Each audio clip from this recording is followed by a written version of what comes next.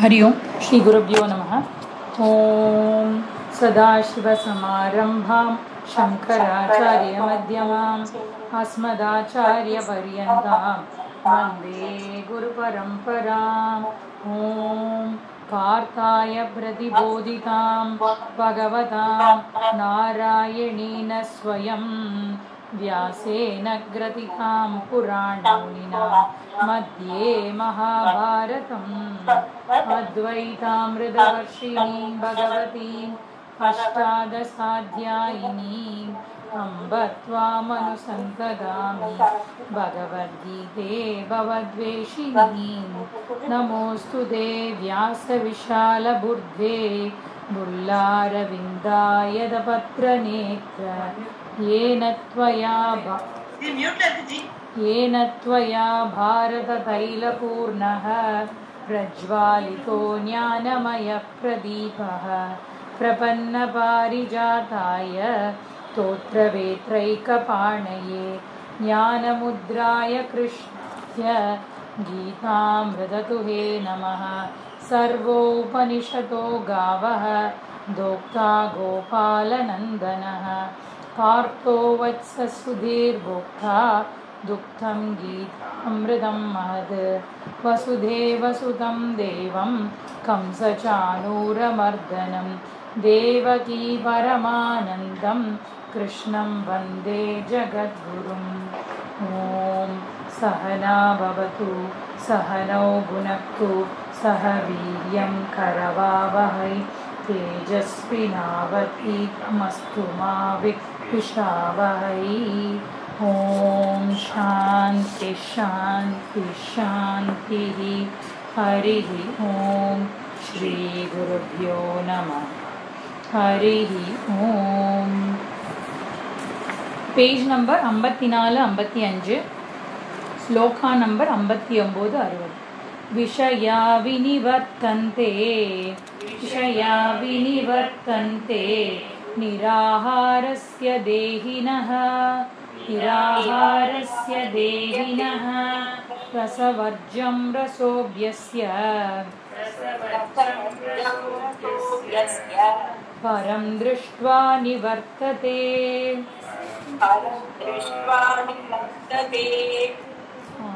எல்லாரும் மியூட் போயிடலாம், ஏன்னா சம்டைம்ஸ் அது எல்லாருக்கும் டிஸ்டர்பன்ஸாக இருக்கும், அதனால் மியூட்டில் போயிடுங்க. ஸோ यततो ह्यपि कौन्तेय पुरुषस्य विपश्चितः इन्द्रियाणि प्रमादीनि हरन्ति प्रसभं मनः. ஸோ நம்ம வந்து இரண்டாவது அத்தியாயத்தில் கடைசி டாபிக்குள்ளே நம்ம வந்து வந்திருக்கோம் இல்லையா. வெவ்வேறு விதமான டாபிக்ஸ் எல்லாத்தையும் பார்த்துட்டே வந்தோம். அதில் வந்து கடைசி டாபிக் அப்படின்னு சொன்னால் என்ன டாபிக்? கடைசி டாபிக் அப்படின்னு பார்த்தா ஸ்தித பிரக்ஞ லக்ஷணங்கள் அப்படிங்கிறது வந்து கடைசி டாபிக்னு பார்த்தோம் இல்லையா. ஏன்னா அர்ஜுனன் வந்து தனக்கு என்ன ரூட் மேப்னு அவனுக்கு தெரிஞ்செடுத்து, அதாவது நம்ம வந்து சாங்கிய யோகம் அப்படின்ற தலைப்பில் நம்ம வந்து ஆத்ம ஞானத்தை தெரிஞ்சுட்டோம், அதுக்கான கர்மயோகத்தையும் இம்பார்ட்டண்ட் அப்படின்னு புரிஞ்சுட்டோம். ஸோ இது இப்போ ஃபாலோ பண்ணுறவங்க எப்படி இருப்பாங்க அப்படின்ற ஒரு டவுட் வந்து அவனுக்கு வந்தது இல்லையா. ஏன்னா சும்மா வெறும் படிக்கிறதோட சரியா, இல்லை படித்தா ஏதாவது பலன் இருக்குமா, ஞானியானா ஏதாவது பலன் இருக்குமா அப்படிங்கிறது தான் அவனுடைய கேள்வியாக இருக்கு. அப்போ அந்த கேள்வியில் நம்ம வந்து ஸ்தித பிரக்ஞ லக்ஷணங்கள் அப்படிங்கிறது தான் அவன் கேள்வியாக கேட்டான். அவன் வந்து எப்படி நடப்பான், எப்படி நிற்பான், எப்படி பேசுவான் அப்படின்லாம் தான் அவனுடைய கேள்வி இருந்தது. அதுக்கு வந்து பகவான் வந்து வெரி வெரி இம்பார்ட்டன்ட் போர்ஷன் அப்படின்னு நம்ம சொன்னோம் இல்லையா. அந்த போர்ஷனில் வந்து 2 விஷயம் பார்க்குறோம் அப்படின்னு சொன்னோம். என்ன 2 விஷயம் அப்படின்னு சொன்னால் ஸ்தித பிரக்ஞ லக்ஷணங்கள், ஸ்தித பிரக்ஞ சாதனங்கள் அப்படின்னு சொன்னோம் இல்லையா. ஸ்தித பிரக்ஞ லக்ஷணானி, ஸ்தித பிரக்ஞ சாதனானி, இது 2மே வந்து நம்ம பார்க்க போகிறோம் அப்படின்னு சொன்னோம் இல்லையா. அப்போ ஸ்தித பிரக்ஞ லக்ஷணங்கள் சொல்லும்போது நம்ம வந்து 6 லக்ஷணங்கள் அப்படின்னு நம்ம சொன்னோம் போன கிளாஸில் இல்லையா. என்ன லக்ஷணங்கள் அப்படின்னு நம்ம பார்த்தோம்னா, அவருக்கு வந்து சர்வான் காமான் பிரஜஹாதி அப்படின்னு சொல்லி எல்லா காமங்களையும் ஜெயித்தவர் அப்படின்னு சொன்னோம். அப்புறம் ஏன் எல்லா காமங்களையும் அவ்வளோ ஜெயிக்க முடிஞ்சது அப்படின்னு சொன்னால் ஆத்மன்யேவ ஆத்மனா துஷ்டா இல்லையா, தன்னில் தான் சுகமாக இருப்பவர். ஆத்மன்யேவ ஆத்மனா துஷ்டா அப்படின்னா என்ன ஜி அப்படின்னா தன்னில் தானே சுகமாக இருப்பவர். ஏதாவது வெளி விஷயமோட டிபெண்டன்சி இருக்கணும்ன்ற அவசியமே கிடையாது. தன்னில் தான் சுகமாக இருக்கக்கூடியவர் அவரை தான் நம்ம வந்து சித பிரஜ்ஞன்னு சொல்லுவோம் அப்படின்னு முதல் ஸ்லோகத்தில் 2 இதை சொல்லிட்டு, அப்புறம் துக்கேஷ்வனு விக்னமனாக சுகேஷு விகதஸ்பிரஹ வீத ராகஹ வீத பயஹ வீத குரோதஹ ஸ்திததீஹி அப்படின்னு சொல்லி அந்த பர்சன் எப்படி இருப்பா அப்படின்னா ராகத்தை ஜெயித்தவர்களாக இருப்பார்கள், பயத்தை ஜெயித்தவர்களாக இருப்பார்கள், குரோதத்தை ஜெயித்தவர்களாக இருப்பார்கள் அப்படின்னு சொல்லி அந்த பர்சன் வந்து எஸ் சர்வத்ரான் அபி ஸ்னேக அனபி ஸ்னேக அப்படின்னு நம்ம சொன்னோம் இல்லையா. அந்த பர்சன் எப்படி கம்மு போட்டு யாருக்கிட்டையும் ஒட்டிக்க மாட்டா, யார் இருக்காளோ அவளோட வந்து ஆனந்தமா பழகுவா.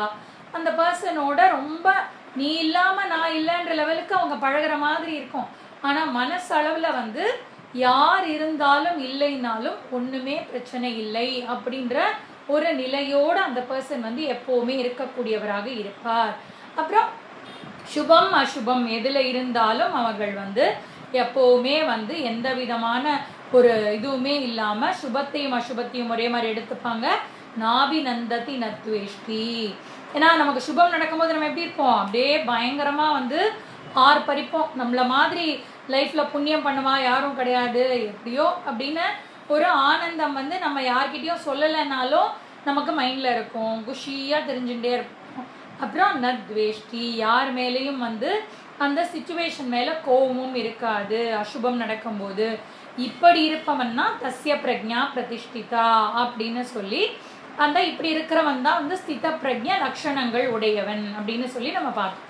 அப்புறம் இப்படி சொல்லி முடிச்சோடனே ஓகே இதெல்லாம் நேச்சுரல் ட்ரைட்ஸா இருக்கு, இதெல்லாம் லட்சணங்களா இருக்கும்போது அதை நான் எப்படி கடைபிடிக்கிறது அப்படின்னு சொன்னா சாதனங்கள் 3 வேண்டும் அப்படின்னு நம்ம பார்த்தோம் இல்லையா. சித பிரக்ஞ சாதனங்கள் 3 வேண்டும் அப்படின்னு.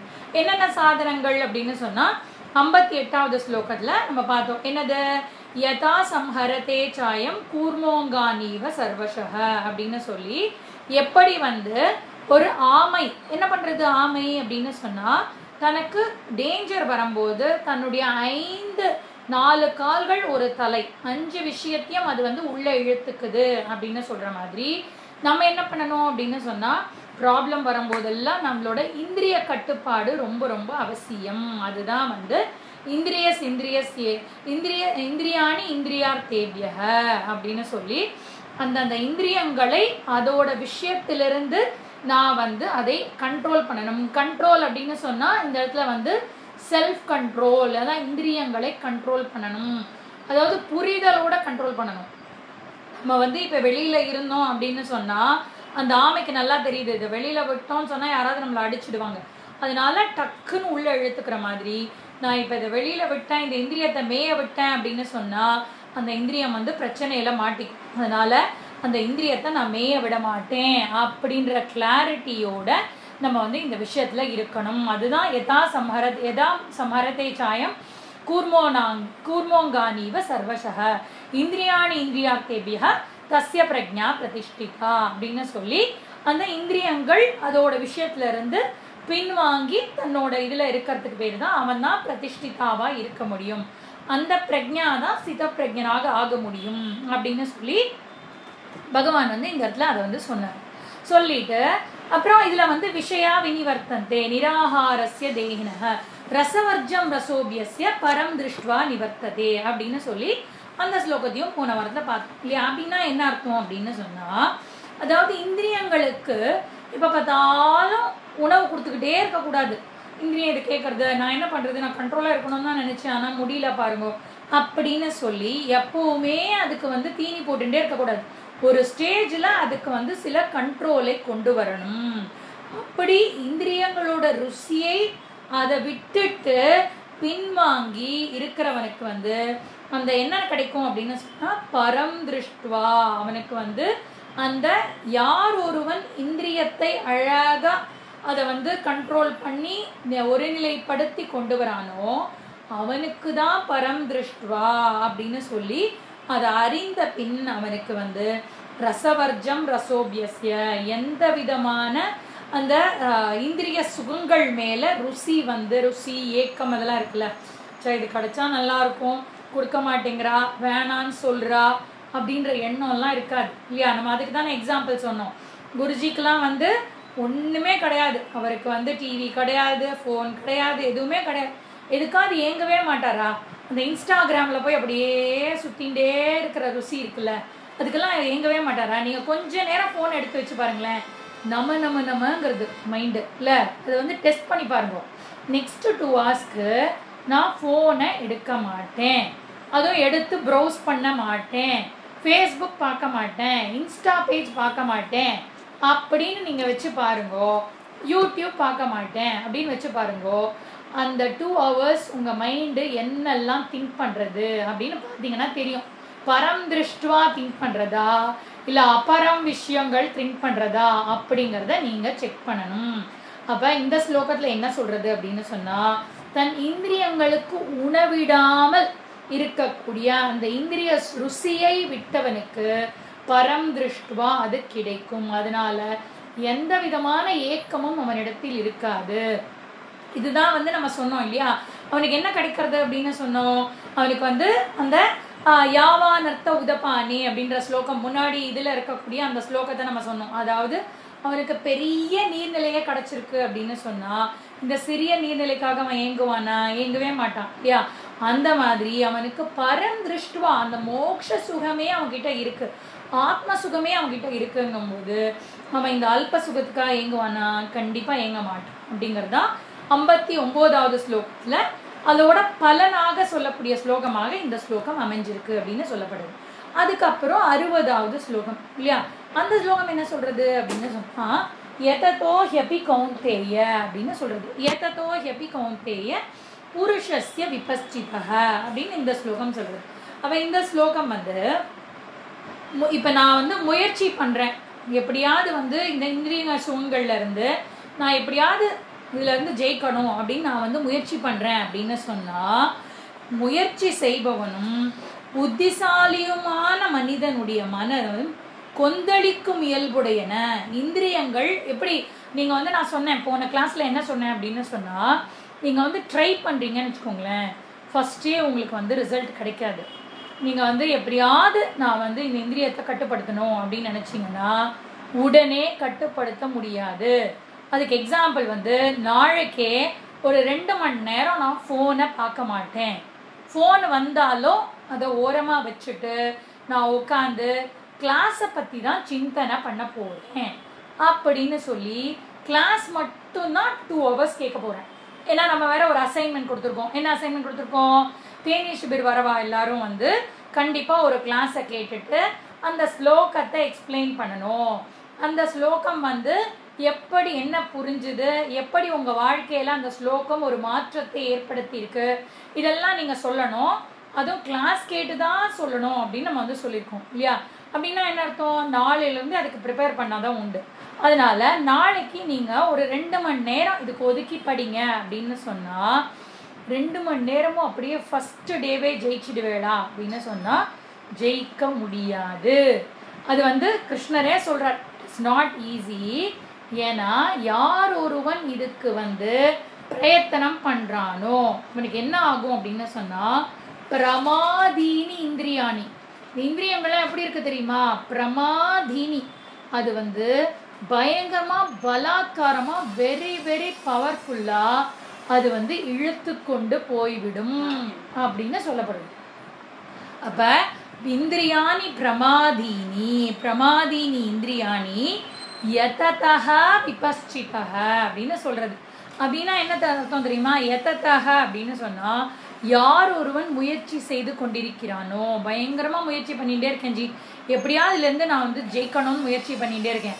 அப்புறம் விபஸ்சிதஹ, நான் கொஞ்சம் கூட அதில் வந்து ஒரு கரை கண்டுட்டேன், I can easily win over it அப்படின்னு நினைக்கிறவாக்கு கூட இந்த இந்திரியம் இருக்குல்ல, அது எப்படி தெரியுமா பண்ணும்? அவனை இழுத்துட்டு போயிடும். அதனால ரொம்ப ரொம்ப ரொம்ப ரொம்ப கேர்ஃபுல்லாக இருக்கணும். இந்த இந்திரிய விஷயங்களில் ரொம்ப ரொம்ப கேர்ஃபுல்லாக இருக்கணும். ஹரந்தி அப்படின்னு சொன்னால் அவனை இழுத்து கொண்டு போய்விடும். பிரமாதினி அப்படின்னு சொன்னா பவர்ஃபுல் அப்படின்னு அர்த்தம். இந்த இந்திரியங்கள்லாம் பயங்கர பவர்ஃபுல். ஹரந்தி அவனை இழுத்து கொண்டு போய்விடும் அப்படின்னு சொல்லி இந்த இடத்துல வந்து, அதனால நீ வந்து ரொம்ப ரொம்ப கேர்ஃபுல்லா இரு. பிரசவம் ஹரந்திஹி அப்படின்னு சொன்னா அது வந்து உன் மனதையும் கொந்தளிக்கும் இயல்புடையதாக இந்திரியங்களை பிரமாதமா பலாத்காரமாக இழுத்து சென்று விடுகிறது அப்படின்னு சொல்லி இந்த ஸ்லோகம் வந்து சொல்றது. அப்ப இதுல நமக்கு என்ன தெரியணும் அப்படின்னு சொன்னா, ஸ்தித பிரஜ்ஞ லட்சணங்கள்னு ஒண்ணு இருக்கு. அந்த ஸ்தித பிரஜ்ஞ லட்சணங்கள் வர்றதுக்கு ஒரு பர்சன் வந்து ஸ்தித பிரஜ்ஞ சாதனங்களை செய்ய வேண்டும். இத வந்து தொடர்ந்து ட்ரை பண்ணி தோத்து போய் ட்ரை பண்ணி தோத்து போய் இது வந்து சைக்கிள் மாதிரி நடந்துட்டே இருக்கும். அதுக்காக நம்ம வந்து ஃபீலே பண்ணக்கூடாது. இப்போ சில பேர் என்ன தெரியுமா சொல்வா, நான் ட்ரை பண்ணேன் ஜி, சக்ஸஸ் ஆகல, அதனால விட்டுட்டேன். ஆனால் வேதாந்தன் மாத்திரம் அப்படி பண்ணவே கூடாது. திருப்பி முயற்சி பண்ணிகிட்டே இருக்கணும். வெற்றி அடையிற வரைக்கும் முயற்சி பண்ணிகிட்டே இருக்கணும். அதுதான் இந்த இடத்துல வந்து சொல்லப்படுது. ஏன்னா குரு வந்து என்கரேஜ் தான் பண்ண முடியும் இல்லையா? குரு என்ன பண்ண முடியும்? ட்ரை பண்ணுங்கன்னு என்கரேஜ் பண்ண முடியும். ஆனால் இந்த நிதித்தியாசனம் அப்படிங்கிறத வந்து ஒரு சிஷ்யன் வந்து தொடர்ந்து கடைபிடிச்சு கொண்டு வர வேண்டிய விஷயம். நிதித்தியாசனத்துக்கு குருவுக்கும் சம்பந்தமே கிடையாது. குரு ஒண்ணுமே பண்ண முடியாது. சொல்லி கொடுக்கறதோட சரி, மனநம்ல வந்து குரு வந்து டவுட்ஸை கிளாரிஃபை பண்றதோட சரி. நிதித்தியாசனம் டோட்டலா யாரோட முயற்சி அப்படின்னு சொன்னா அந்த சிஷ்யனோட முயற்சி. அதனால நம்ம வந்து ரொம்ப ரொம்ப ரொம்ப ரொம்ப கேர்ஃபுல்லா இருக்கணும். இந்த என்ட்ரன்ஸ் கேட்ஸ் இருக்குல்ல, என்னென்ன என்ட்ரன்ஸ் கேட்டு? சப்த, ஸ்பரிஷ, ரூப, ரச, கந்த 5 என்ட்ரன்ஸ் கேட்டு அப்படின்னு சொல்லுவா. என்ட்ரன்ஸ் கேட்னா என்னது? கண்ணு வழியா பார்க்குறேன், காது வழியா கேட்குறேன், மூக்கு வழியா நுகர்றேன், வாய் வழியா ருசிக்கிறேன், அப்புறம் ஸ்பரிசம் வழியா நான் வந்து எல்லாத்தையும் நான் வந்து அனுபவிச்சுட்டே இருக்கேன். இது 5 எப்படின்னா 5 கேட்டு. ஃபுட்டு கூட ஒரு வழியா தான் சாப்பிட்றீங்க. என்ன, ஒரு வழியா சாப்பிட்ற ஃபுட்டே நிறைய சாப்பிட்டுட்டீங்கன்னா என்ன ஆகும்? இன்டைஜஷன் ஆகிடும். அதுவும் அட்லீஸ்ட் இங்கே வந்து வயிறுன்னு ஒரு விஷயம் இருக்குது, அது உங்களுக்கு சொல்லிடும், தயவு செஞ்சு இதுக்கு மேலே போடாத, போட்டேன்னா என்னால் வெளியில் வந்துடும், என்னால் தாங்கவே முடியாதுன்னு வயிறு இண்டிகேட் பண்ணும். ஆனால் இந்த மனசு இருக்குல்ல, அதெல்லாம் எதுவுமே இண்டிகேட் பண்ணாது. எவ்வளோ கொடுக்குறீங்களோ 5 வழியாகவும் தீனியை போட்டுக்கிட்டே இருக்கும், உள்ளே வாங்கிட்டே இருக்கும். வாங்கிட்டு வெரி ராங் டைமில் அதை எல்லாத்தையும் ஞாபகப்படுத்தும். நீங்களே பார்த்துருக்கீங்களா? சே, இந்த நேரத்தில் இது ஏன் ஞாபகம் வருது, இந்த நேரத்தில் இதெல்லாம் திங்கே பண்ணக்கூடாது, ஏன் தான் இதெல்லாம் யோசிக்கிறேனோ அப்படின்னு ஒரு தப்பான திங்கிங் வந்து ஒரு சரியான நேரத்தில் ஏதோ ஒரு மங்களகரமான விஷயத்தில் இருக்கும்போது ஒரு தவறான திங்கிங் நமக்கு வந்திருக்கும் இல்லையா? ஏன் இப்படிலாம் யோசிக்கிறோம் நம்ம? சச்சே, தப்பு அப்படின்லாம் சொல்லுவோம். அப்படின்னா என்ன அர்த்தம்னா, அந்த மைண்டு வந்து அந்த வேண்டாத விஷயத்த கிளப்பி விட்டு கொண்டு வரும்.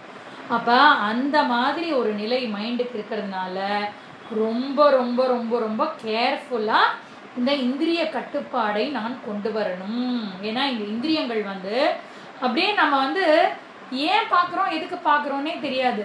திடீர்னு ஒரு விஷயத்த பார்ப்போம், அது அப்படியே என்னை வந்து இழுத்துட்டு போயிடும் இல்லையா? இந்த மாதிரி அது இருக்கு. அதை இழுத்துட்டு போயிட்டு என்ன பண்ணோம், மேலே இப்போ வந்து நீங்கள் வந்து ரொம்ப கண்ட்ரோல்டாக இருக்கீங்கன்னு வச்சுக்கோங்க. உங்கள் பையன் வந்து ஏதோ ஒரு விஷயத்த சொல்கிறார், நீங்கள் வந்து போகாதப்பா, அந்த இடத்துக்கு போகாத அப்படின்னு சொல்கிறார். ஆனால் அவன் கேட்காம கிளம்பி போனான்னு வச்சுக்கோங்களேன், உங்கள் மைண்டு வந்து என்ன தெரியுமா, அந்த விஷயத்த வாங்கிட்டு சும்மா இருக்காது. நான் அவ்வளோ தூரம் சொன்னேன், போகாதன்னு சொல்கிறேன், கேட்குறானா பாரு, அவன் நல்லது தான் சொல்கிறேன், இவன் இந்த மாதிரி பண்ணிகிட்டே இருக்கான் அப்படின்னு மைண்டு சொல்லி பக்கத்தில் யார் இருக்காளோ அவாகிட்ட வந்து மேலே அந்த விஷயத்த சொல்லி சங்கரர் வந்து கமெண்ட்ரி எழுதினாரா.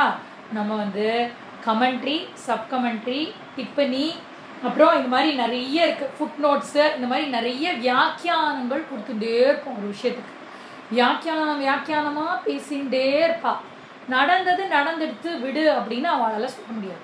அப்போ அந்த மாதிரி இந்த இடத்துல வந்து மேலே அந்த விஷயத்தை ஈடுபடுத்தி கொண்டே இருக்காதே அப்படிங்கிறது தான் இந்த இடத்துல வந்து சொல்லப்படுது.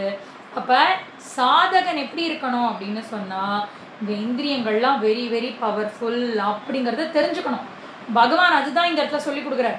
60வது ஸ்லோகத்துல பகவான் என்ன சொல்லி கொடுக்கிறார் அப்படின்னு நம்ம கேள்வி கேட்டோம்னா, 60வது ஸ்லோகத்துல பகவான் வந்து இந்த இந்திரியங்கள் ரொம்ப ரொம்ப பவர்ஃபுல், அதோட விளையாட்டு வச்சுக்காத, ஜஸ்ட் நான் போற போக்கில் சும்மா பார்த்துட்டு போறேன் அப்படின்னு ஒரு 5 நிமிஷம் ஒரு சீரியல்ல நின்று பாருங்களேன். அடுத்த நாள் அம்மா கிட்ட கேட்பீங்க, என்ன ஆச்சு அந்த சீரியல்ல, அந்த இவன் என்ன சொன்னா அப்படின்னு கேட்பீங்க. அது உங்களுக்கு ரொம்ப அவசியமா? ஆனால் மைண்டு வந்து அந்த மாதிரி கொண்டு போகும். அது என்ன ஆச்சு அப்படின்னு கேட்பேன். அப்புறம் சில சமயம் என்ன ஆகும், அந்த பாட்டு ஒன்று நமக்கு எதிர்பார்க்காத பாட்டு ஒன்று காதில் விழுந்துடும். முதல் தடவை கேட்கும்போது பிடிக்காது, திருப்பி திருப்பி திருப்பி அந்த பாட்டு போட்டு போட்டு போட்டு உங்களுக்கே தெரியாமல் அந்த பாட்டை வந்து முணுமுணுக்க ஆரம்பிச்சிடுவீங்க.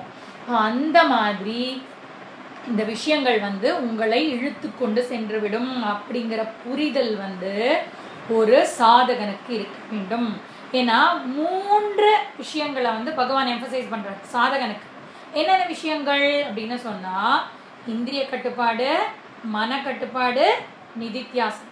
இது 3ம் வந்து ஒரு சாதகன் செய்து கொண்டே இருக்க வேண்டும். இது 3ஐயும் அவன் செஞ்சாதான் அந்த நேச்சுரலா ஸ்தித பிரஜ்ஞ லட்சணங்கள் அவன்கிட்ட வரும். ஃபாலோ பண்ணிட்டு இருக்கேளா நான் சொல்றது எல்லாரும்? அப்ப ஸ்தித பிரஜ்ஞ லட்சணங்கள்னு ஒன்று இருக்கு, ஸ்தித பிரஜ்ஞ சாதனங்கள்னு ஒன்று இருக்கு.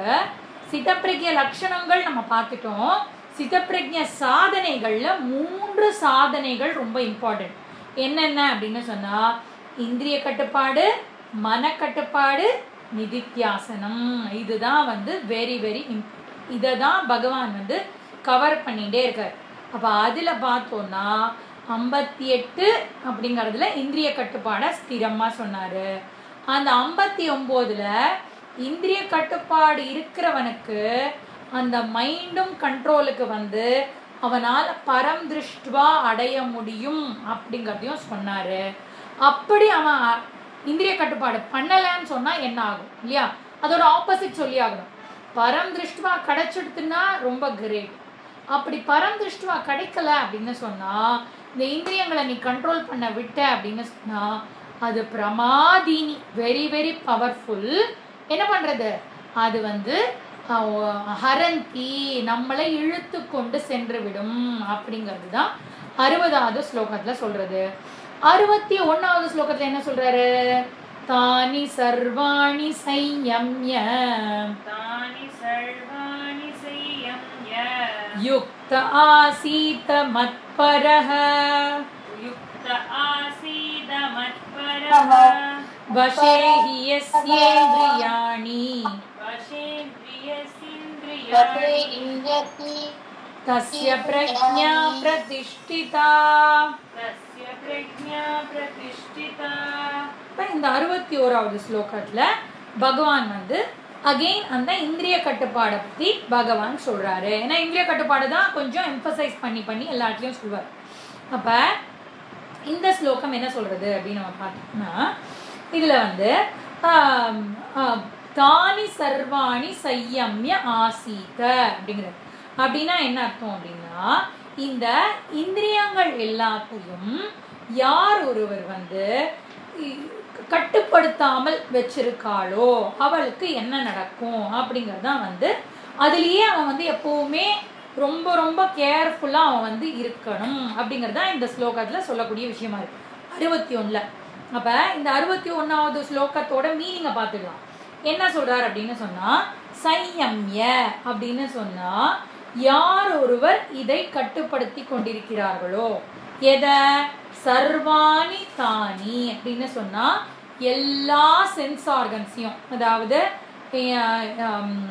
சொல்லக்கூடிய ஞானேந்திரியங்கள், கர்மேந்திரியங்கள், இது எல்லாத்தையும் யார் ஒருவர் கட்டுப்படுத்தி வைத்திருக்கிறார்களோ, யுக்தஹ ஆசீதஹ, யுக்தஹ அப்படின்னு சொன்னா அந்த யோகி அப்படின்னு, யுக்தஹனா யோகி, அவனுக்கு ஆசீத அப்படின்னு சொன்னா அவன் வந்து என்ன பண்ணுவான் அப்படின்னு சொன்னா மத்பரஹ, யார் ஒருவன் இதெல்லாம் கண்ட்ரோல் பண்ணிட்டு இருக்கானோ அவன் வந்து என்னையே நினைத்து கொண்டு இருப்பான்.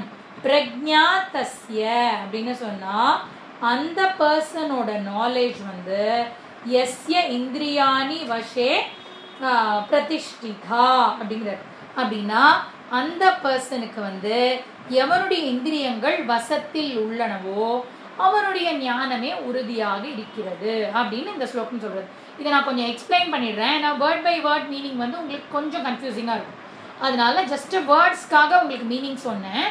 இப்போ நான் எக்ஸ்பிளைன் பண்ண இந்த ஸ்லோகம் வந்து உங்களுக்கு புரிஞ்சுடும். இந்த ஸ்லோகம் என்ன சொல்றது அப்படின்னு சொன்னா, யார் ஒருவர் வந்து இந்த இந்திரியங்களை நான் வந்து ஏன் கண்ட்ரோலுக்கு கொண்டு வரணும், அதை நான் அலைய விட மாட்டேன் அப்படின்னு முடிவு பண்ணி அதை வந்து கண்ட்ரோலுக்கு கொண்டு வருகிறார்களோ அப்படின்னு இந்த இடத்துல சொல்றாரு. அகெயின் எதை பத்தி சொல்றாரு அப்படின்னு சொன்னா, இந்திரிய கட்டுப்பாடு தான் இந்த இடத்துல எம்பசைஸ் பண்றாரு பகவான் அப்படின்னு சொல்லப்படுது. ஏன்னா இந்த இந்திரியங்கள் எப்படி தெரியுமா, நீங்க வந்து காலையில பார்த்துருக்கீங்களா, டாகை வந்து இதுக்கு கூட்டின்னு போவாங்க, வாக்கிங் கூட்டின்னு போவாங்க. நீங்கள் வந்து இதுக்காகவே நாளைக்கு வந்து வாக்கிங் போய் பார்க்கணும். அந்த டாகை வாக்கிங் கூட்டின்னு போகிறவா என்ன பண்ணணும், இவா கண்ட்ரோலில் அந்த டாகை வச்சுக்கணும். கரெக்டா? இவா வந்து கையில் அந்த டாகை வச்சுட்டு அந்த இது இருக்கும், கயிறு இருக்கும், டாக் வந்து இவா கையில் இருக்கும். ஆனால் கொஞ்ச நேரம் கழித்து அப்படியே பார்த்தீங்கன்னா அந்த டாக் ஒரு பக்கமாக ஓடிண்டே இருக்கும். இவர் என்ன பண்ணுவார், அந்த டாகை பின்னாடியே போய் கண்ட்ரோல் பண்ண ட்ரை பண்ணுவார். அந்த டாக் வந்து கிடுகிடுன்னு போய் ஒரு குப்பை மேட்டு பக்கத்தில் போய் நின்றுட்டு குப்பையை போட்டு தொழாவிட்டு இருக்கும். இவருக்கு வேற வழியே இல்லை, அந்த குப்பை மேட்டுக்கிட்ட போய் இந்த பக்கமா அப்படின்னு இழுக்கணும். அது வரவே வராது. அப்புறம் இன்னொரு டாகு கிட்ட போய் சண்டை போடும் அது, இல்லையா? அப்புறம் தன்னையும் கண்ட்ரோல் பண்ண முடியாமல் இன்னொருத்தர் யாரையாவது போய் கடிக்கும், இல்லையா? இதெல்லாம் நம்ம பார்க்குறோம். அதனால தான் இப்போ என்ன சொல்லியிருக்காங்க கவர்மெண்ட்ல, அந்த எந்த வகை நாயாக இருந்தாலும் வாயில் அதுக்கு வந்து அந்த மாஸ்கை போட்டு தான் கூட்டிகிட்டு போகணும். அது வந்து ரொம்ப சாது நாயாக இருந்தால் கூட அதை வந்து வெளியில் அப்படி விடக்கூடாது அப்படின்னு இப்போ கவர்மெண்ட்டில் ரூல் போட்டிருக்காங்க. இத்தனை பேர் ஃபாலோ பண்ணுறாங்கிறது வேறு விஷயம். பட் அப்படி பண்ணணும். ஏன்னா அந்த பர்சன் கண்ட்ரோலுக்கு வச்சுருந்தா கூட அதை மீறி போய் யாரையா கடிச்சுடுறது அந்த டாக். அப்போ அந்த மாதிரி தான் இந்த இந்திரியங்கள் எப்படி தெரியுமா இருக்குது, டாக் மாதிரி தான் இருக்குது. நம்ம வந்து ரொம்ப கண்ட்ரோல்டாக இருக்கோம் அப்படின்னு நினச்சிட்டு அந்த அப்படியே என் கண்ட்ரோல் தான் இந்த இந்திரியங்கள் இருக்குன்னு நினச்சிட்டு இருப்போம். ஆனால் அந்த இந்திரியங்கள் எப்போ நம்ம கண்ட்ரோலை மீறி போகிறதுன்னே தெரியாது. அதே மாதிரி இந்த கண்ட்ரோல் அப்படின்னு நம்ம சொல்கிறோம்ல, இந்த கண்ட்ரோல்ங்கிறதுல என்ன தெரியுமா பெரிய ப்ராப்ளம், நம்ம வந்து அதை சப்ரெஸ் பண்ணணும்னு நினச்சிக்கிறோம். கண்ட்ரோல்டாக இருக்கணும், நான் எப்படியாவது கண்ட்ரோல் பண்ணணும் அப்படின்ற ஒரு எண்ணத்தை கொண்டு வந்தோம்னா கண்டிப்பாக தோற்று போயிடும். இப்போ இன்னைக்கு வந்து ஏகாதசி, இல்லையா? இன்னைக்கு ஏகாதசி இருக்கும்போது நமக்கு வந்து என்னது, நமக்கு வந்து ஃபுட்டு வந்து சில பேர் வீட்டில் வந்து சமைக்கவே மாட்டான், இல்லையா? அந்த வீட்டுக்கு நீங்கள் வந்து கெஸ்ட்டாக போயிட்டீங்கன்னு வச்சுக்கோங்களேன், அந்த வீட்டில் சமைக்கவே மாட்டான். அதனால் வேறு வழி என்ன பண்ணுறது, சரி நானும் வந்து வேறு வழியே இல்லை, என்னமோ இன்றைக்கி அவள் வீட்டுக்கு போயிட்டேன், தலை எழுத்து இருந்து தான் ஆகணும் அப்படின்னு சொல்லி நீங்கள் இருந்தீங்கன்னு வச்சுக்கோங்களேன், யாராவது வந்து உங்களை ஜஸ்ட்டு அங்கே வாங்கோ, நான் வந்து உங்களுக்கு ஒரு இது தோசை மட்டும் வாங்கி வச்சுருக்கேன், வந்து சாப்பிட்டுட்டு போங்க அப்படின்னு சொன்னால் என்ன பண்ணுவோம், குடுன்னு ஓடி போய் அந்த தோசையை சாப்பிட்டு ஓடி வந்துடுவோம், இல்லையா? அப்போ நம்ம கண்ட்ரோல் பண்ணி வேற வழியே இல்லாமல் ஒரு விஷயத்த பண்ணோம் அப்படின்னு சொன்னால் அது எப்போ வேணால் க்ஷண நேரத்தில் மாறதுக்கு. ஆனால் ஒரு பர்சன் டிசைடு பண்ணி நான் வந்து இன்னைக்கு ஏகாதசி உபவாசம் இருக்க போகிறேன் அப்படின்னு அந்த பர்சன் டிசைட் பண்ணிட்டான்னு வச்சுக்கோங்களேன், நீங்கள் பஞ்சபக்ஷ பரமானியத்தை கொண்டு வந்து அந்த பர்சன் முன்னாடி நிறுத்தினாலோ அந்த பர்சன் வந்து இருக்கட்டும், நான் நாளைக்கு சாப்பிட்டுக்கிறேன், இன்னைக்கு வேண்டாம், நாளைக்கு இது உனக்கு கிடைக்காது அப்படின்னு சொன்னால் இட் இஸ் ஓகே, இன்னொரு நாள் நான் கிடைக்கும் போது சாப்பிட்டுக்கிறேன், இப்போ வந்து எனக்கு வேண்டாம் அப்படின்னு அந்த பர்சன்னால் சொல்ல முடியும். அப்போ யார் கையில் இருக்குது அப்படின்னு சொன்னால் அந்த ஃபுட்டு கையில் இல்லை கண்ட்ரோலு, இந்த பர்சன் கையில் இருக்குது கண்ட்ரோல். முதல்ல அந்த பர்சன் என்ன சொன்னான், வேற வழியே இல்லை நான் ஃபாலோ பண்ணி தீர்றேன் அப்படின்னு சொன்னான். ஆனால் அவனோட கண்ட்ரோல் யார் கையில் இருந்தது, ஃபுட்டு கையில் இருந்தது அவனோட கண்ட்ரோல். ஒரு ஃபுட்டு இருக்குன்னு காமிச்ச உடனே மனசு மாறி அவனோட அந்த விஷயம் வந்து மாறிடுது. ஆனால் யார் ஒருவர் டிசைட் பண்ணியிருக்காளோ அவள் வந்து நீங்கள் என்ன சொன்னாலும் மாற மாட்டார்கள். அப்போ இந்த மாதிரி யார் இருக்கிறானோ அதுதான் இந்த இடத்துல எஸ்யேந்திரியாணி வசே அப்படின்னு சொன்னால் யார் ஒருவர் அந்த இந்திரியங்களை தன் வசப்படுத்தி கொண்டிருக்கிறானோ அவனுக்கு எப்படி இருக்குமா, பிரக்ஞா பிரதிஷ்டிதா பவதி. பவதிங்கிறது இந்த இடத்துல இல்லை, நம்ம வந்து ஆட் பண்ணிக்கணும். பவதி அப்படின்னு சொன்னா அவனுக்கு வந்து இது சீக்கிரமாக அவனை வந்து இந்த பிரதிஷ்டிதா அப்படின்னு சொன்னா அவனால ஸ்தித பிரஜனாக இருக்க முடியும், நிலை நிறுத்தி இருக்க முடியும். பிரதிஷ்டா அப்படின்னா என்ன அர்த்தம்? பகவான பிரதிஷ்டை பண்ண போறோம் அப்படின்னா என்ன அர்த்தம்?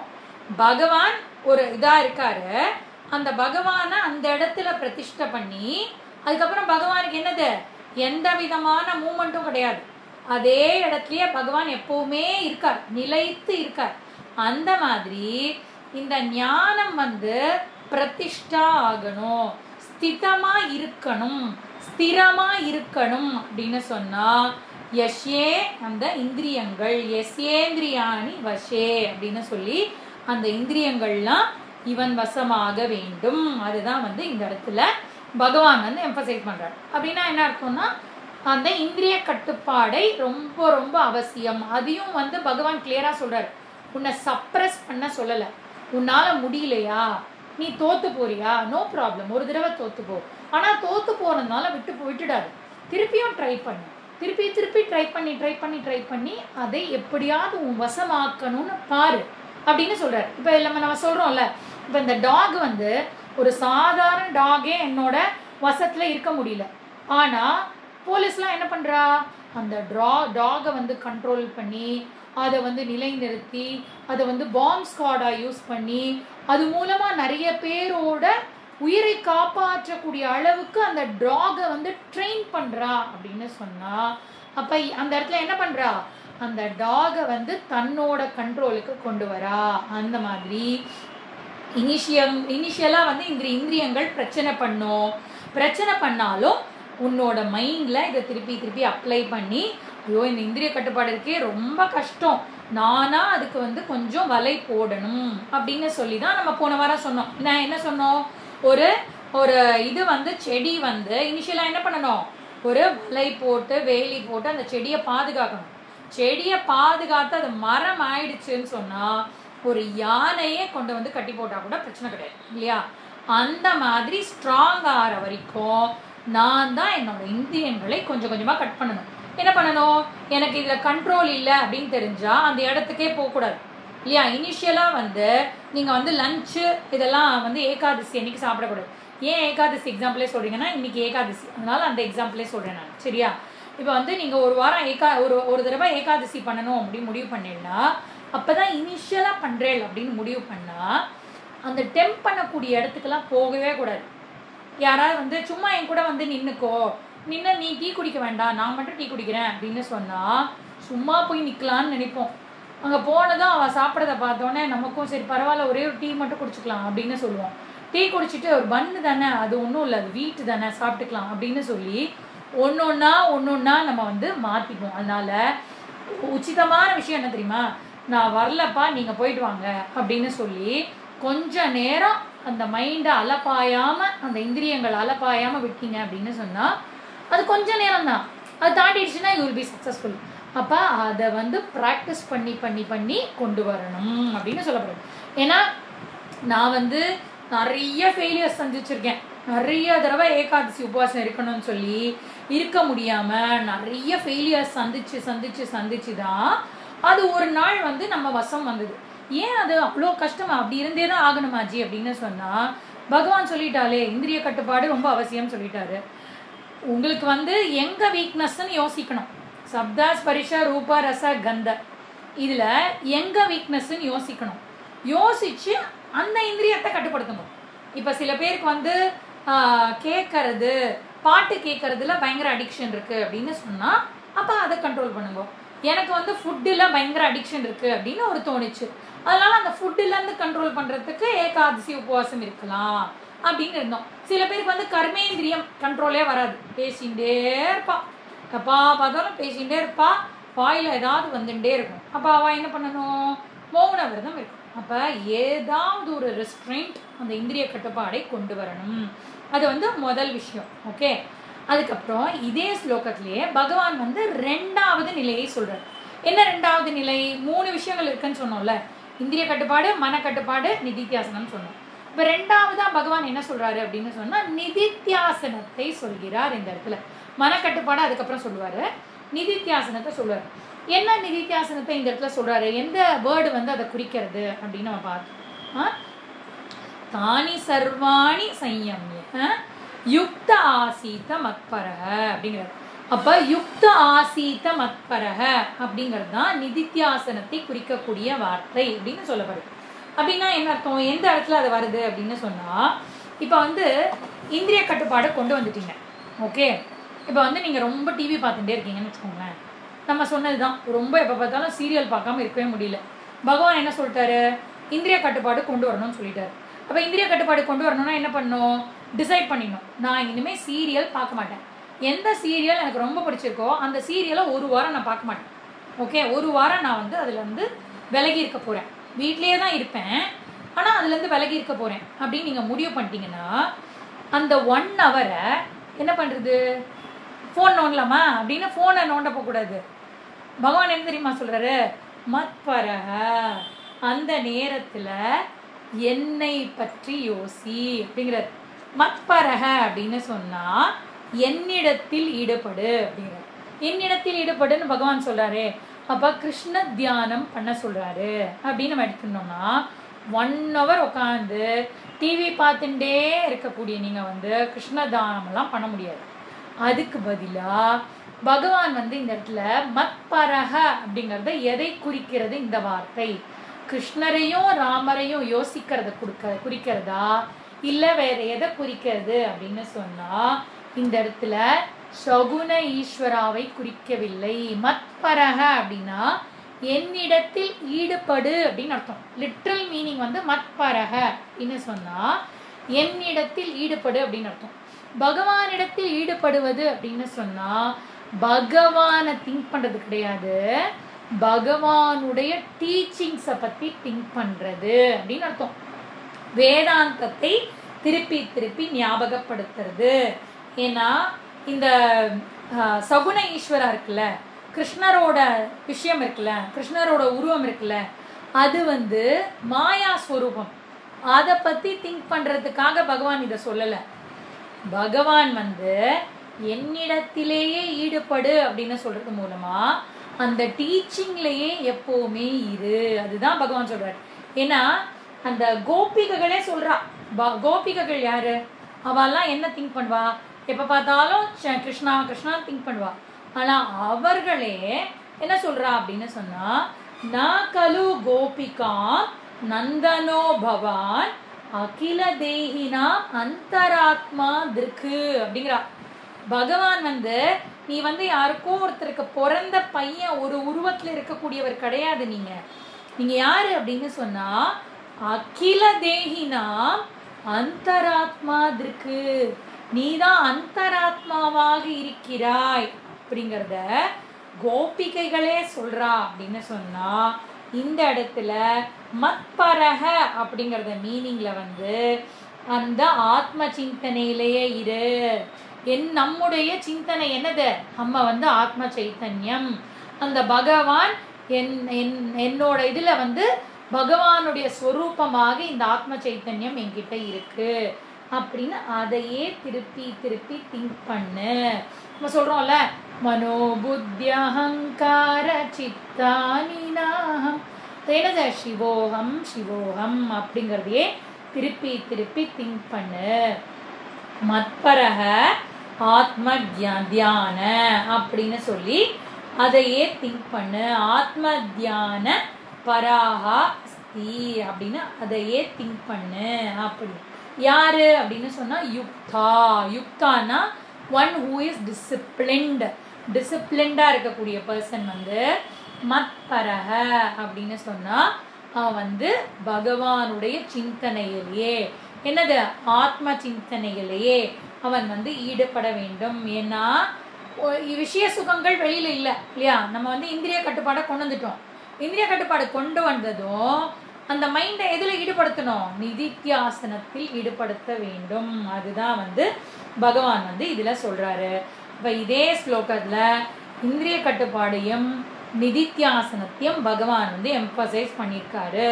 அப்போ நான் வந்து இப்போ வந்து குவெஸ்டன்ஸ்க்காக உங்களுக்கு வந்து நீங்கள் குவெஸ்டன்ஸ் எல்லாம் சப்மிட் பண்ணிட்டு இருக்கேன்ல, அந்த குவெஸ்டன்ஸ்க்காக நான் வந்து உங்களுக்கு சொல்லிட்டு இருக்கேன்.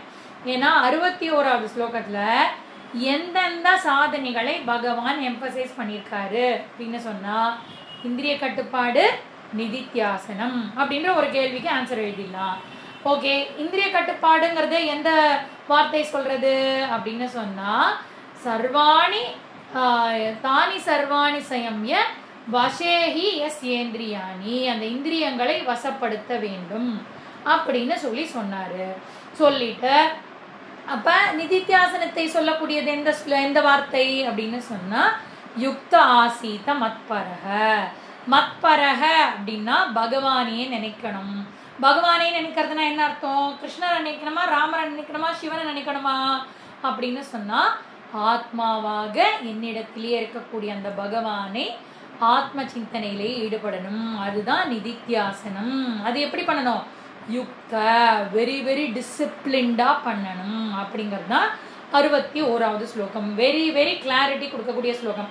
ஃபர்ஸ்ட் டைமே கிளாரிட்டி வராது, திருப்பி திருப்பி கேட்டு இந்த ஸ்லோகத்தை யாரா ஒரு ஸ்டூடெண்டாவது தேனிஷ் பேர்ல சொல்லணும் அப்படின்னு ஆசைப்படுறேன். சரியா? நான் ஹிண்ட்டும் கொடுத்துட்டேன். அதனால இங்க இருக்கக்கூடிய சின்சியரா கேட்கக்கூடிய ஸ்டூடெண்ட்ஸ் இன்கேஸ் தேனிக்கு வரலன்னாலும் உங்களை ஆன்லைன்ல நான் கனெக்ட் பண்ணுவேன். நீங்க இந்த ஸ்லோகத்தை எனக்கு சொல்லணும். சொல்லி யாரோ ஒருத்தராவது இதை எடுத்து சொல்லணும். இதை பியூட்டிஃபுல்லா எக்ஸ்பிளைன் பண்ணணும். சரியா? இது 61வது ஸ்லோகம். 62வது ஸ்லோகம் என்ன சொல்றது? தியாயதோ விஷயான் பும்சஹ தாயதோ விஷயான் பும்சஹ சங்கஸ்தேஷூபஜாயதே சங்கஸ்தேஷூபஜாயதே சங்காத் சஞ்சாயதே காமஹ சங்காத் சஞ்சாயதே காமஹ காமாத் क्रोधो विजायते क्रोधो विजायते. ஸோ இந்த ஸ்லோகம் என்ன சொல்றது அப்படின்னு சொன்னா இப்ப போன ஸ்லோகத்துல 2 டிசிப்ளின் சொல்லிட்டார் இல்லையா? அதாவது ஒரு ஸ்தித பிரஜ்ஞ சாதனைகள் செய்ய வேண்டியவன் இந்திரிய கட்டுப்பாடு பண்ணணும், நிதித்தியாசனம் பண்ணணும் அப்படின்னு சொல்லிட்டாரு. இப்ப இந்த ஸ்லோகத்துல பகவான் இன்னொரு சாதனையை சொல்ல போறார். என்ன சாதனை அப்படின்னு சொன்னா மனக்கட்டுப்பாடை எம்பசைஸ் பண்றார் அப்படின்னு சொல்ல போறார். அப்ப மனக்கட்டுப்பாடு ரொம்ப ரொம்ப ரொம்ப ரொம்ப இம்பார்ட்டன்ட். எல்லாமே இம்பார்ட்டன்ட். அதுல மனக்கட்டுப்பாடோட டிஸ்அட்வான்டேஜஸ் உங்களுக்கு தெரியணும். அதாவது மனக்கட்டுப்பாடு இல்லாம இருந்தா என்னெல்லாம் நடக்கும் அப்படிங்கிறது இல்லையா? இப்ப இந்திரிய கட்டுப்பாடு இல்லைன்னா என்ன நடக்கும் அப்படிங்கறத நம்ம பார்த்தோம் இல்லையா? அவனை இந்திரியாணி பிரமாதீனி ஹரந்தி, அவனை தூக்கி இழுத்துட்டு போயிடும் இந்திரிய கட்டுப்பாடு இல்லைன்னா. மனக்கட்டுப்பாடு இல்லைன்னா என்ன இருக்கும் அப்படின்னு கேட்டா இந்த ஸ்லோகத்திலையும் அடுத்த ஸ்லோகத்திலையும் பியூட்டிஃபுல்லா பகவான் ரொம்ப அழகா சொல்றாரு. அகெயின் இது குருஜிக்கு ரொம்ப ரொம்ப பிடிச்ச ஸ்லோகம். இதுவும் 63 ரொம்ப ரொம்ப பிடிச்ச ஸ்லோகம். அவ்வளோ அவ்வளோ கோட் பண்ணுவாரு குருஜி. அப்ப இந்த ஸ்லோகம் என்ன சொல்றது அப்படின்னு சொன்னா மனக்கட்டுப்பாடு. ஏன்னா மனக்கட்டுப்பாடு ரொம்ப ரொம்ப கஷ்டம். இப்போ இந்திரிய கட்டுப்பாடு நீங்க அந்த இடத்துக்கு போகக்கூடாதுன்னு சொல்லிட்டேன். இப்போ ஃபார் எக்ஸாம்பிள் யாரோ உங்களை ரெஸ்டாரண்ட்டுக்கு வான்னு கூப்பிடுறான். நீங்க இல்லை நான் இன்னைக்கு சாப்பிட மாட்டேன், விரதம் இருக்கேன், அதனால நான் சாப்பிட மாட்டேன் அப்படின்னு சொல்லிட்டேன். ஓகே, சொல்லி முடிச்சதுக்கப்புறம் அவள் கிளம்பி போயிட்டா. போனதுக்கப்புறம் அவள் அந்த ரெஸ்டாரண்ட் போயிருக்காளா? ஆமாம்ல, அங்கே அந்த ஐஸ்கிரீம் செம்மையாக இருக்கும் தெரியுமா, சூப்பராக இருக்கும் அந்த ஐஸ்கிரீம் அப்படின்னு உங்கள் மைண்டு அதை சேர்ன் பண்ணிகிட்டே இருக்கும். மைண்டு திருப்பி திருப்பி திருப்பி திருப்பி அந்த தாட்டை கொண்டு வந்துட்டே இருக்கும். இந்திரியத்துக்கு ஒன்றும் கிடையாது. இந்திரியம் இப்போ நார்மலாக தான் இருக்குது. ஆனால் அந்த மனசு இருக்குல்ல, அதை நினச்சி நினச்சி நினச்சி நினச்சி ஏங்க ஆரம்பித்து விடும் அப்படின்னு சொல்லப்படுது. அப்போ இப்போ இந்திரியம் ஒரு இடத்துல தான் இருக்கும். ஆனால் இந்த மனசு இருக்குல்ல எங்கெங்கேயோ சுற்றிட்டு போயிடும். இப்போ உங்கள் இந்திரியங்கள்லாம் எங்கே இருக்குது? என்னோட கிளாஸில் இருக்குது இல்லையா? காது இங்கே கொடுத்து வச்சுருக்கீங்க, கிளாஸில் இருக்குது. ஆனால் உங்கள் மனசு இருக்குல்ல, இப்போ ஒரு நிமிஷம் நினச்சா கலிஃபோர்னியாவில் இருக்கக்கூடிய உங்கள் பொண்ணை நினச்சி அங்கே போய் சுற்றிட்டு அப்படியே வந்துடும். ஒரு செகண்டில் கலிஃபோர்னியாவுக்கு ஓடி போயிட்டு இங்கே வரும். அது ஒரு செகண்டில் நிற்குமா? அது ஒரு 10 நிமிஷம் அந்த திங்கிங்லேயே ஓடி போயிடும் இல்லையா? அப்போ ரொம்ப இம்பார்ட்டண்ட் எது அப்படின்னு சொன்னால் ஷமஹ அப்படின்னு சொல்லப்படுது. ஷமஹ அப்படின்னு சொன்னால் மனோ நிகிரஹ, மனக்கட்டுப்பாடு. முதல்ல சொன்னது தமஹ இல்லையா? தமன்னா என்னது? இந்திரிய கட்டுப்பாடு. இது ஷமஹ, மனக்கட்டுப்பாடு அப்படின்னு சொல்லப்படுது. அப்ப இதுல பகவான் ரொம்ப ரொம்ப எம்பசைஸ் பண்றார். ஏன்னா நம்ம சொன்னோம் இல்லையா, இந்திரியத்துக்கு ஒரு தடவை தான் கிடைக்கும். அது இந்திரியத்துக்கு ஒரு தடவை கிடைச்சிடுதுன்னா மனசு அதையே திருப்பி திருப்பி திங்க் பண்ணும். இப்போ ஒன்றும் இல்லை, காலையில் ஒரு பாட்டை நீங்கள் கேட்டு பாருங்களேன். ஏதாவது குருஜி வந்து எங்களுக்கு கிளாஸ் எடுக்கும்போது சொன்ன பாட்டு என்ன தெரியுமா, அவர் இந்த மனக்கட்டுப்பாடு இந்திரிய கட்டுப்பாடு எல்லாம் வந்து பயங்கரமாக ஃபாலோ பண்ணணும் அப்படின்னு சொல்லி யோகா முறையில் இதில் எல்லாத்தையும் அவர் வந்து இந்த டீச்சிங் எல்லாம் கேட்டுட்டு ரொம்ப இதாக இருப்பாராம். அப்படி இருக்கும்போது திடீர்னு ஒரு நாள் பார்த்தா அவர் மைண்டில் வந்து இந்த ஒத்தகத்தை கட்டிக்கோ கெட்டியாக ஒட்டிக்கோ அந்த பாட்டு வந்து திடீர்னு ஞாபகம் வந்துட்டான். என்ன இது, இந்த பாட்டு எனக்கு எங்கேருந்து ஞாபகம் வந்தது, ஏன் இதெல்லாம் யோசிக்கிறேன் நான், அது என்ன இதுன்னு கூட எனக்கு தெரியாதே அப்படின்னு சொன்னால், எங்கேயோ ஒரு கடையெல்லாம் ஏதோ நின்று ஏதோ டீயோ காஃபியோ, அப்போ வந்து அவர் பிரம்மச்சாரி, டீயோ காஃபியோ குடிச்சுட்டு இருக்கும்போது என்ன ஆச்சு அப்படின்னு சொன்னால், அந்த பாட்டு அங்கே ஓடி இருக்கு. ஓடினதில் மைண்டில் போய் ரெஜிஸ்டர் ஆகிடுது. ரெஜிஸ்டர் ஆன அப்புறம் வண்டி எடுத்துட்டு அப்படியே ஓடும்போது அந்த பாட்டு வந்து காதில் விழுந்துட்டோம். அப்போ அது வந்து யார் ஒரு பர்சன் அலர்ட்டாக இருக்காளோ அவளால் மட்டும்தான் ரெகக்னைஸே பண்ண முடியும். இல்லாட்டி நீங்கள் பாட்டுக்கு அந்த பாட்டை கிடுகிடுன்னு பாடிகிட்டே இருப்பேன் இல்லையா, அது மைண்டு அது அதுலேயே ஓடிட்டு இருக்கோம். நம்ம எத்தனை பேருக்கு வந்து நீங்கள் யோசிச்சு பாருங்க, இந்த இப்போ கூட எல்லாருக்கும் ஞாபகம் இருக்கும், என்னது கண்ணின் மணி கண்ணின் மணி இதை கேளம்மா அப்படின்னு ஒரு பாட்டு வந்து வரும் இல்லையா, சித்தி அப்படின்னு ஒரு சீரியல் வரும். அந்த பாட்டு வந்து டெய்லியும் அந்த 9 மணிக்கோ 9:30 மணிக்கோ கேட்டு கேட்டு கேட்டு கேட்டு ஒரு பீரியடில் எல்லாரும் அந்த பாட்டை பாடிக்கிட்டே இருப்பாங்க இல்லையா. அப்படின்னா என்ன அர்த்தம் அப்படின்னா, ஒரு தடவை அப்படி கேட்டேல் அப்படின்னு சொன்னால் மைண்டு வந்து திருப்பி திருப்பி திருப்பி அதுக்கு ஏங்கி ஏங்கி ஏங்கி அதை வந்து திருப்பி திருப்பி சேர்ன் பண்ணிகிட்டே இருக்கும். அதனால என்ன தெரியுமா மைண்டு பண்ணுறது அப்படின்னு சொன்னால், இந்த மைண்டு வந்து விஷய தியானத்தை செய்ய ஆரம்பித்துவிடும். இப்போ வந்து பகவான் வந்து 8 ஸ்டெப்ஸில் எப்படி நம்மளுடைய வீழ்ச்சி ஏற்படுறதுன்றதை இந்த 2 ஸ்லோகத்தில் சொல்ல போகிறார், 62, 63. அதாவது ஒரு மனிதனோட வீழ்ச்சி எப்படி நடக்கும் அப்படின்னு சொன்னால் இந்த ப்ராசஸ்லாம் நடக்கும். ஒருத்தன் வந்து ரொம்ப கண்ட்ரோல்டாக இருக்கணும்னு நினைக்கிறான், ரொம்ப நல்லவனாக வாழணும்னு நினைக்கிறான். அப்படி இருக்கிறவனுடைய வீழ்ச்சி எப்படி நடக்கும் அப்படின்னு சொன்னால் இப்படி தான் நடக்கும். எப்படி அப்படின்னு சொன்னால், ஃபஸ்ட்டு விஷய தியானம் நடக்கும். தியாயத்தோ விஷயான் பும்சக அப்படிங்கிறது. அப்படின்னா அந்த பர்சனுக்கு வந்து அந்த விஷய தியானம் நடக்கும். விஷய தியானம்னா என்ன, விஷயம்னா வெளி விஷயங்கள் பற்றிய தியானம். அது வந்து நேச்சுரலாக நடக்கும். தியானம்னா என்னது, நம்ம வந்து இப்போ உட்காந்து ராமர் பற்றி தியானம் பண்ணணும் அப்படின்னு நம்ம உட்காந்து ரொம்ப ட்ரை பண்ணணும். ட்ரை பண்ணாதான் தியானம் பண்ண முடியும். ஆனால் இந்த விஷய தியானம் இருக்குல்ல, அதுக்கெலாம் ஒன்றுமே பண்ண வேணாம். நேச்சுரலாக அந்த விஷயம் வந்து தியானம் வந்துட்டே இருக்கும். அதுக்கு வந்து ஒன்றுமே இது பண்ண வேண்டாம். அப்படியே நினச்சோம், அந்த கடையில் ஒரு ட்ரெஸ்ஸை சாரியை பார்த்தோம் அப்படின்னு வச்சுக்கோங்களேன், அந்த சாரி என்ன பண்ணோம், ஒரு தடவை பார்த்துட்டு வந்திருப்போம். அந்த விஷய தியானம் எனக்கு ரொம்ப பிடிச்சிருந்தது அந்த புடவை அப்படின்னு மைண்டு அதை சொல்ல ஆரம்பிக்கும். சொல்லி சொல்லி சொல்லி ஃபஸ்ட்டு வந்து ஒரு தாட்டாக அந்த மைண்டில் வந்து விஷய தியானம் அப்படியே வரும். அது அப்படியே வந்து வந்து வந்து என்ன ஆகும் அப்படின்னா, சங்கஸ்தேஷு உபஜாயத்தே, அந்த அங்கே பார்த்துட்டு வந்த புடவை வந்து என் மைண்டில் அப்படியே ரெஜிஸ்டர் ஆகி சங்கமாயிடும், என் மைண்டோட சங்கமாயிடும். சங்கமாகி சங்கஸ்தேஷு உபஜாயத்தே அப்படின்னு சொல்லி அது வந்து ஒரு ஃபஸ்ட்டு ஒரு இனிஷியலாக தாட் மாதிரி இருக்கும். ஆனால் அந்த தாட்டு திருப்பி திருப்பி திருப்பி திருப்பி வர வர வர வர அது என்ன ஆகும்னா ரொம்ப ஸ்ட்ராங் ஆகிடும் அந்த தாட். அந்த புடவை பார்த்தேன், அந்த கலர் என்கிட்ட இல்லை, ஆமாம் அந்த மாதிரி யாரும் ஒரு நாள் அன்றைக்கி கட்டியிருந்தாங்கல்ல, ரொம்ப அழகாக இருந்ததில்ல அந்த புடவை, ஆமாம் அந்த புடவை எப்படியாவது வாங்கணும்னு நினைக்கிறேன், என்ன ப்ரைஸ் போட்டிருந்தான், 2000 ரூபா போட்டிருந்தான்ல அப்படின்னு mind next next next next விஷயத்த மேலே மேலே அந்த பொருளோட சங்கமாயிடும். அதாவது தியாயத்தோ விஷயான் பும்சக சங்கஸ்தேஷு உபஜாயத்தே. அப்படி சங்கம் வந்த உடனே என்ன ஆகும், சங்காத் சஞ்சாயத்தே காமக. அந்த சங்கம் வந்ததுக்கப்புறம் அது மேலே ஆசை வந்துடும்.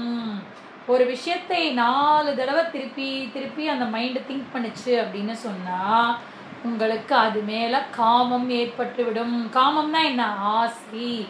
பயங்கரமாக ஆசைப்பட ஆரம்பிச்சிடுவீங்க. ஆசை வந்து என்ன தெரியுமா சொல்ல ஆரம்பிச்சிடுவீங்க, அந்த ஆசை வந்து அந்த பொருள் இல்லாமல் அந்த பொருள் கண்டிப்பாக வேணும் தெரியுமா, நான் பார்த்தேன் எனக்கு அது எப்படியாவது வேணும், எனக்கு எப்படியாவது அந்த பொருள் வேணும்னு போல இருக்கு, அது இருந்தால் தான் நான் சந்தோஷமா இருப்பேன். எப்படி இருக்கு பாருங்க, ஒரு இடத்துல பார்த்த பொருளை திருப்பி திருப்பி உங்க மைண்ட்ல கொண்டு வந்து உங்க சந்தோஷத்தை அந்த பொருள் நிர்ணயிக்கக்கூடிய அளவுக்கு அது வந்து மாறும். உங்க சந்தோஷமோ துக்கமோ அந்த பொருள் உங்ககிட்ட இருக்கிறத வச்சு அது மாறும். ஆனா உண்மையில சந்தோஷமும் துக்கமும் வெளியில இருக்க பொருளை டிசைட் பண்றது கிடையாது, என் மைண்டு தான் டிசைட் பண்றது இல்லையா. என் மைண்டுக்கு ஒன்று இருந்தா சந்தோஷம், ஒன்று இருந்தா துக்கம் அப்படின்னு சொல்றது. ஏன்னா ஒரு விஷயத்துல சந்தோஷம் இருந்துன்னு வச்சுக்கோங்களேன், அது எல்லாருக்கும் ஒரே மாதிரி சந்தோஷத்தை கொடுக்கணும். ஆனா அப்படி கிடையாது. ஒரு பர்சனுக்கு சந்தோஷத்தை கொடுக்கும், அதுவே இன்னொரு பர்சனுக்கு துக்கத்தை கொடுக்கும். இப்போ நீங்க வந்து பார்த்துருக்கேன்னு வச்சுக்கோங்களேன், இப்போ வந்து வெஸ்டர்ன் மியூசிக் எடுத்துக்கோங்களேன். இப்போ வெஸ்டர்ன் மியூசிக் எல்லாருக்கும் பிடிக்கிறதா? பிடிக்க மாட்டேங்குது. திடீர்னு வெஸ்டர்ன் மியூசிக் வந்து நமக்கு வந்து பட இந்த ஆராசமா இருக்கு, நம்ம ஏதோ கத்துறா, அதை வந்து இவன் உட்காந்து ரசிக்கிறான் அப்படின்னு நம்ம சொல்லுவோம். ஆனா ஒரு பர்சனுக்கு வெஸ்டர்ன் மியூசிக் ரொம்ப பிடிக்கும். கர்நாடிக் மியூசிக் கேட்கறதுக்கு எவ்வளோ நல்லா இருக்கு, ஆனந்தமா இருக்குல்ல அப்படின்னா அந்த பர்சனுக்கு அது பிடிக்காது. அப்ப அந்த விஷயத்துல சுகமோ துக்கமோ கிடையாது, அந்த விஷயத்துல ஈர்ப்புங்கிறது அந்தந்த பர்சனை பொறுத்து இருக்கிறது. ஆனா நமக்கு என்ன ஆயிடுறது அப்படின்னு சொன்னா, நமக்கு இந்த சங்கம் நடக்கிறதுனால, விஷய தியானத்தினால சங்கஹ ஜாயத், இந்த சங்கம் பிறக்கிறது. அந்த சங்கத்தினால எனக்கு என்ன நடக்கிறது அப்படின்னு சொன்னா, சங்காத் சஞ்சாயத்தே காமக, அந்த சங்கத்தினால எனக்கு காமம் பிறக்கிறது, அந்த விஷயத்து மேல ஆசை பிறக்கிறது. அந்த ஆசை வந்துடுதுன்னா என்ன ஆகும்? காமாத் குரோதோபி ஜாயத்தே. காமம் வந்து என்ன ஆகும் அப்படின்னு சொன்னா குரோதத்தை கொடுக்கும். ஏன்னா காமம் வந்து என்ன பண்ணும், இப்போ நீங்கள் வந்து அந்த பொருள் வேணும்னு டிசைட் பண்ணிட்டு ஓகே, அந்த புடவையை வந்து பார்த்துட்டு வந்ததுக்கப்புறம் அந்த புடவையே மைண்டை திங்க் பண்ணிகிட்டே இருக்கு, அந்த புடவை கிடைச்சா மட்டும்தான் எனக்கு சந்தோஷன்ற லெவலுக்கு வந்துட்டு, அதனால் பைசாவெல்லாம் திரட்டி குடுகுடுன்னு கடைக்கு போய் அந்த புடவையை கொடுங்கன்னு கேட்குறீங்க. கேட்டதும் அவர் என்ன சொல்கிறாரு, சாரி மேடம் விற்று போச்சு அந்த புடவை அப்படிங்கிறாரு. நான் தான் சொல்லிட்டு போனேனே எனக்காக எடுத்து வைங்கன்னு. இல்லை மேடம் நீங்கள் வருவீங்களோ வரமாட்டீங்களோன்னு சொல்லிட்டு நான் விட்டுட்டு வேறு யாரோ வந்தாங்க வாங்கிட்டு போயிட்டாங்க அப்படின்னா, சரி அது மாதிரி இன்னொரு புடவை கொடுங்க அப்படின்னா, சாரிங்க அது லாஸ்ட் பீஸு தீர்ந்து போச்சு அப்படின்னு சொன்னால் உங்களுக்கு எப்படி இருக்கும்? செம்ம கோவம் வரும். அந்த கடைக்காரனால திட்டுவீங்க. திட்டிட்டு வீட்டுக்கு வந்து நான் எப்படியாவது அந்த புடவையை வாங்கணும்னு நினச்சேன், என்னால் வாங்க முடியல, என் தலையெழுத்தே இப்படி தான் அப்படின்னு சொல்லி அந்த கோவத்தை ஆத்திரத்தை எல்லார் மேலேயும் காமிப்பீங்க. இது வந்து நான் புடவைக்கு எக்ஸாம்பிளாக சொல்லியிருக்கேன். இது வந்து நீங்கள் உங்களுக்கு எதில் வீக்னஸ் இருக்கோ அந்த வீக்னஸோடு நீங்கள் வந்து ரிலேட் பண்ணிக்கணும். ஒரு விஷயத்தை ஆசைப்படுறீங்க, ஆசைப்பட்டு அது வந்து உங்களுக்கு ரொம்ப அது இல்லாமல் உயிர் வாழ முடியாதுன்னு ஒரு ரிலேஷன்ஷிப் கூட எடுத்துக்கலாம். இதில் உயிரே வாழ முடியாதுன்னு நினைப்பீங்க. அந்த ரிலேஷன்ஷிப் நீங்கள் நினைக்கிற மாதிரி மெட்டீரியலைஸ் ஆகலை அப்படின்னு சொன்னால் குரோதம் வந்துவிடும். இப்போ அதுதான் வந்து குரோதம். அப்போ காமாத் குரோதோபி ஜாயத்தே அப்படின்னு சொல்லி குரோதம் வருகிறது. அதுக்கப்புறம் என்ன ஆகுது? இப்போ நடக்கலைன்னா குரோதம் வரும், நடந்துருச்சுன்னா என்ன ஆகும்? அது வந்து லோபமாக மாறும். ஒரு விஷயம் நடந்துருச்சுன்னா உடனே விட்டுருவில்ல, நீங்கள் ஆசைப்பட்டது உங்களுக்கு கிடச்சிருச்சு, அதோட உங்கள் லைஃப்பில் ஆசை நின்று போயிடுறதா? மேலே மேலே மேலே ஆசைப்பட்டுட்டே இருப்பேன். அப்போ கிடைச்சா லோபம், கிடைக்கலன்னா குரோதம் அப்படின்னு இருக்கும். அதுக்கப்புறம் இந்த 63வது ஸ்லோகம் வந்து அதோட கண்டினியூஷன், அதனால அதை மட்டும் ஃபியூ மினிட்ஸ் கேட்டுடு. क्रोधात् भवति सम्मोहः, क्रोधात् भवति सम्मोहः, सम्मोहात् स्मृति विभ्रमः, सम्मोहात् स्मृति विभ्रमः, स्मृति भ्रंशात् बुद्धिनाशः, स्मृति भ्रंशात् बुद्धिनाशः, बुद्धिनाशात्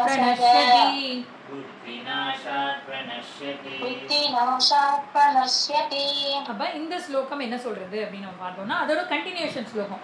அப்ப நம்ம வந்து 4 நிலைகள் அங்க பார்த்தோம். என்னது? தியாயத்தோ விஷயான்பம்ச, விஷய தியானம் அங்க நடக்கிறது. விஷய தியானத்தினால அது என்ன ஆகுது? சங்கஸ்தேஷுபஜாயதே, அந்த விஷயத்து மேல உங்களுக்கு சங்கம் ஏற்படுறது. சங்கம்னா என்னது? அட்டாச்மெண்ட். அந்த விஷயமே திருப்பி திருப்பி திங்க் பண்றதுனால என்னது? சங்காத் சஞ்சாயதே காமக, அதையே திருப்பி திருப்பி திங்க் பண்ணுறதுனால அது மேலே ஆசை வருது, பற்று வரும்போது நடக்காமல் போச்சுன்னா காமாத் குரோதோபி ஜாயத்தே, உங்களுக்கு பயங்கரமாக கோபம் வருது. கோபம் வந்ததுக்கப்புறம் என்ன ஆகுது? குரோதாத் பவதி சம்மோக, குரோதம் வந்தது அப்படின்னு சொன்னா அது வந்து மோகத்தில் உங்களை கொண்டு போய் விடும். மோகம்னா என்னது? டெல்யூஷன். நீங்க என்ன பண்றீங்க, என்ன திங்க் பண்றீங்கன்னே உங்களால யோசிக்க முடியாது. கோவம் வந்துச்சுன்னா எப்படி இருப்பீங்க? நீங்க மனுஷனாவே இருக்க மாட்டீங்க. நீங்களே சொல்வீங்கல்ல, கோவம் வந்துடுச்சுன்னா மனுஷனா ஒண்ணுமே பண்ண முடியாது இல்லையா? அப்ப குரோதாத் பவதி சம்மோக, சம்மோகாத் என்ன ஆகும்? ஸ்மிருதி விப்ரமஹ அப்படிங்கிறார். அப்படின்னா என்ன அர்த்தம்? ஸ்மிருதி அப்படின்னு சொன்னா படிச்சதெல்லாம் மறந்து, கோவப்படக்கூடாது, நம்ம வந்து ஆசைப்படக்கூடாது, இதெல்லாம் நம்ம வந்து சின்ன வயசுல இருந்து எல்லாத்தையும் சொல்றோம் இல்லையா? அதுவும் இந்த கீதா கிளாஸ்க்குலாம் வந்துட்டோம் அப்படின்னு சொன்னா அதெல்லாம் ரெகுலரா சொல்றோம். அது என்ன ஆகும் அப்படின்னா சம்மோகம், அந்த மோகம் வந்துடுத்து, அதீதமான மோகம் வந்துடுத்து அப்படின்னு சொன்னா அவன் படிச்சதெல்லாம் அவனுக்கு மறந்து போயிடும், தன்னிலையில அவன் இருக்க மாட்டான். அப்படி இல்லைன்னா என்ன ஆகும்? ஸ்மிருதி பிரம்ஷாத், நீ ஞாபகப்படுத்திக்க வேண்டியதை ஞாபகப்படுத்திக்காம இருந்த அப்படின்னு சொன்னா புத்தி நாசக, உன்னுடைய புத்தி வந்து நாசமாகும். புத்தி நாசமாச்சுன்னா என்ன ஆகும்? புத்தி நாசாத் பிரணஷ்யதி, அவன் வந்து பிரணஷ்யதி அப்படின்னு சொன்னா முழுவதுமாக அவன் அழிந்து போகிறான் அப்படின்றார். கம்ப்ளீட்டா அவனுக்கு அழிவு ஏற்பட்டு விடுகிறது அப்படிங்கிறார். அப்ப குரோதாத் பவதி மோக அப்படின்னு சொன்னா குரோதம் வர்றதுனால அவனுக்கு எக்ஸ்ட்ரீம் மோகம் வந்துடுறது. மோகம்னா டெல்யூஷன். நான் என்ன பண்றோம் என்ன பண்ணல. நீங்க பார்த்துருக்கீங்களா? கோபம் வரவங்க வந்து எக்ஸ்ட்ரீமா பிஹேவ் பண்ணுவாங்க. அதை தூக்கி உடைக்கிறது, அதை வந்து இது பண்றது, அந்த மாதிரி தவறான விஷயங்கள்லாம் பண்ணுவா. ஏன்னா தன் நிலையிலே அவன் இருக்க மாட்டான். அந்த கோபம் வந்துடுத்து அப்படின்னு சொன்னா அந்த அப்படியே ஆத்திரம் வந்துடும். யாரையாவது ஏதாவது அடிச்சுடலாம். தான் முன்னாடி அம்மா இருக்காளா, அப்பா இருக்காளா, குரு இருக்காளா, எதுவுமே தெரியாது. அந்த கோபம் வந்து அந்த பர்சனை எக்ஸ்ட்ரீமா பிஹேவ் பண்ண வச்சிடும். அப்படி எக்ஸ்ட்ரீமா பிஹேவ் பண்றது வந்து நல்லதா அப்படின்னு நம்ம தான் யோசிக்கணும் இல்லையா? அந்த நிலை வரைக்கும் நம்ம எடுத்துட்டு போக கூடாது நம்மளோட மைண்டை. அப்போ ஒரு சாதகன் என்ன பண்ணணும் அப்படின்னு சொன்னா, இது நடக்க ஆரம்பிக்கும் போது ரொம்ப கேர்ஃபுல்லா அதுல இருந்து வெளில வந்துடணும். இல்லை இல்லை எனக்கு நன்னா தெரியறது, I think it is going beyond my control. ஏன்னா எனக்கு கோவம் வருது, அந்த வேர்ட்ஸை நான் ராங்காக யூஸ் பண்ண ஆரம்பிக்கிறேன், என்னோட நிலை வந்து என்னிடத்துல இல்லை அப்படிங்கிறதெல்லாம் தெரிஞ்சுண்டு அந்த ஃபிட் ஆஃப் ஆங்கர் அப்படின்னு சொல்கிறோம்ல, அந்த ஆங்கர் வந்து என்னை வந்து பைத்தியக்காரனாக ஆக்கிவிடும். நீங்கள் வந்து அமெரிக்கன் டெர்மினாலஜி ஒன்று இருக்குது. என்ன டெர்மினாலஜி அப்படின்னு சொன்னால், are you angry with me அப்படின்னு கேட்குறோம்ல, அது கேட்கும் போது என்ன தெரியுமா கேட்பா? Are you mad at me அப்படின்னு கேட்பா. ஆர் யூ மேட் அட் மீனா என்னது, மேடுன்னா என்னது அப்படின்னு தோணும். நீ என் மேலே பைத்தியமாக இருக்கியா, என் மேலே கோமா இருக்கியா அப்படின்னு அர்த்தம். ஆர் யூ மேட் அட் மீனா என்ன அர்த்தம்? மேடுனா என்னது? மேட்னஸ், பைத்தியம். பைத்தியமாக இருக்கியா, என் மேலே கோமா இருக்கியா அப்படின்னு அர்த்தம். அது வந்து இந்த மீனிங்காக சொல்லுவா. ஆர் யூ ஆங்க்ரி அட் மீயா அப்படின்னு கேட்கறது இல்லையா, are you mad at me அப்படின்னு கேட்பா. அப்படின்னா என் மேலே பயங்கர மேட்னஸோட முட்டாள்தனமாக பைத்தியக்காரத்தனமாக நீ வந்து கோமா இருக்கியா அப்படிங்கிறது தான் அந்த இடத்துல வந்து மீனிங்.